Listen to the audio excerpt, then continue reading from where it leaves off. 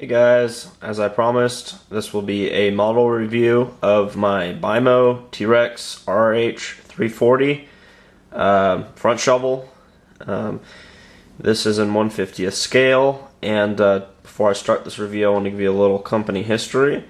In 1997, the Terex company purchased the O&K product line of shovels and created Terex Mining, and that lasted until about 2008, when Bucyrus bought Terex and had the shovels, and then less than a year later, I think, or a year and a half, Caterpillar purchased the shovel line. So now this is the Caterpillar 6060, which there should be a model coming out for it in the new Cat livery, but not sure, so we will see. But to get on with this model review, I'm going to start out with the functions.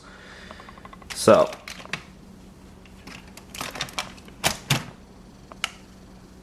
that's the shovel arm all the way up, as you can see. This is the shovel arm all the way in.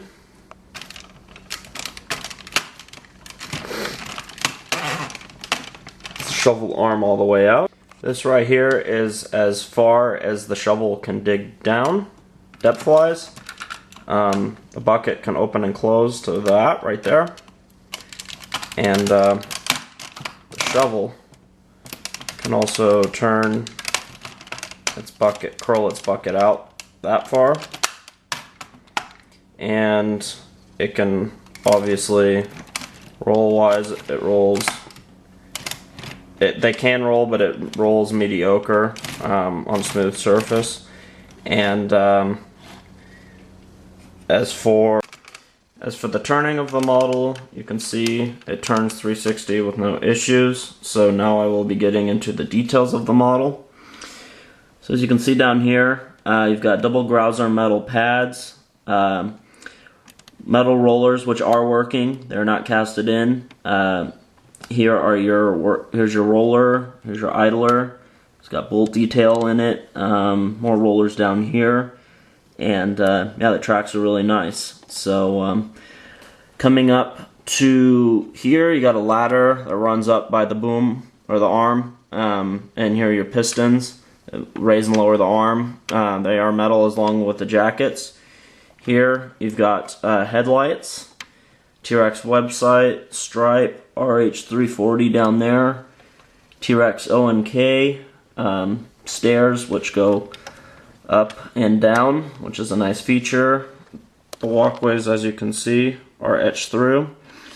In there, you've got, that would be all your computers and swing arms and everything would be in there, all your engine. As you can see, there's detail in there. You can barely make out anything. Stairs run up here, handrails, everything is all metal. Inside the cab, you can see you got electrical paneling and computers, joysticks, so it's a really nice detailed cab. Coming on to the back, you can see you've got a fire extinguisher, warning sticker on the door. None of these doors open. Oops. Handrails pop out, so not a big deal. As you can see, coming on over here, you've got more etched through anti-slip texture. These would be, I'm not too sure what these are. I think these are air conditioning units, but I'm not too sure. These are water. These are water tanks for in case there was a fire. These are all your exhaust pipes. As you can see, there's 4 of them. This is a generator of some kind. Not too sure what it's for. These are air conditioning units, I think to keep the engine cool. Here's more electronics. Not too sure what they're for. If you guys know, correct me. There's a service crane. It can go up and down and rotate. Doesn't have a hook, but it's nice. Here you've got a vise. Doesn't work, but it's just nice that they added that detail. Coming towards the back of the model, so you can see that's etched through, and they've got giant fans to keep the engine cool. Terex O&K logo. Coming to this side of the shovel, as you can see, more logos. and more etched through with fans. As you can see in there, there's a ladder that runs up to the top. It's metal, and you can see the other side. You can see the hydraulic lines running in there for the engine. Side of the track, nothing really that different. You can see the MKG written on the crane. Coming up towards the top of the shovel arm. So you can see there's hydraulic lines running down in there. Those are plastic, and they come out very easily. These are all metal, these hydraulic lines. These are more etched walkways with more metal handrails. These are all metal, and then these ones are plastic. So, turning over to the side of the shovel arm, you can see your cylinders are all metal. Cylinders right here to raise and lower it. These push them out, and yeah, you can see Terex written on the side of the arm. And as you can see here, you've got more hydraulic lines running down the sides. They're all, I'm not sure if they're actually rubber or plastic. They are flexible. I think they are rubber, but they kind of feel like they've got a plasticky texture to them too. Got more hydraulic lines running in there. So now I'm going to be showing you the bucket and the front of the machine. So coming down the front, you've got more hydraulic lines coming down. Just a solid metal frame. Here's your bucket. It's got wear guarding back here. Feels like plastic there. Here's your metal. Here's your giant teeth. These are gnarly looking. That's what I really like about them, is it's really mean looking. You've got wear guarding down there. Coming towards this side, you can see more wear guarding. The thing I also like about this shovel compared to other shovels out on the market is it's got cylinders that hold the arm out. As you can see, I'm not holding it. So that's really nice. If you want to display it, loading a truck, you don't have to, it's not like the Norscot one where it doesn't have any cylinders. This side of the arm is the same.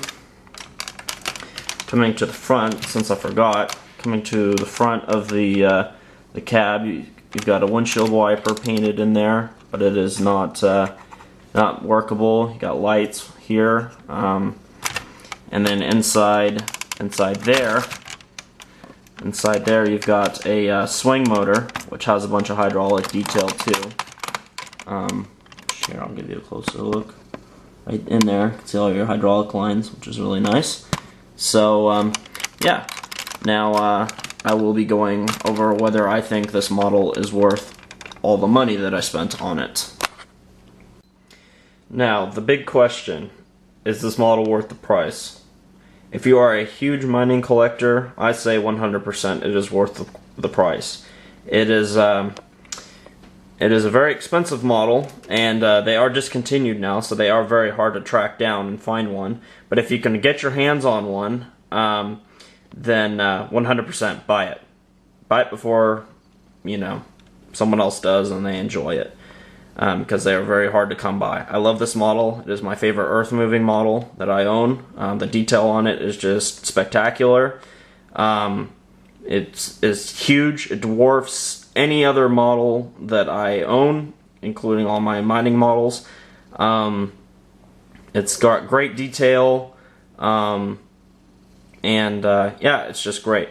So if you guys missed out on this model and you do want to buy one of these, Cat will be coming out with one that is now the 6060, which there will be a backhoe version and the front shovel version, which will be identical to this but in Cat colors. I will be buying the backhoe version of it, since I wanted the backhoe version of this one, but I got the shovel, which I'm very glad I did, because it's just, the shovel has a way bigger bucket, looks way cooler, in my opinion. So yeah, 100% worth the money. As for what will be next, is I will be giving you a size comparison to a couple of my models, just so that you can just see how big and impressive this model is. So yeah. So here's the RH340 loading my 793 Cat mining truck, which is my biggest mining truck, as you can see. It loads it very, very, very easily.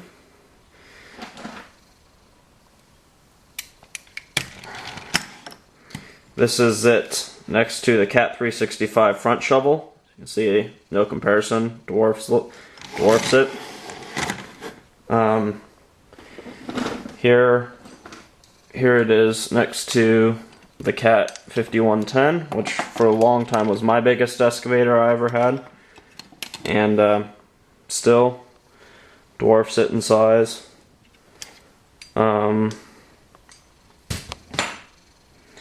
Here it is next to its little brother, the Terex RH340 LC. And lastly, but not least, here it is. Sorry guys, I'm holding the camera and trying to move all these models at the same time.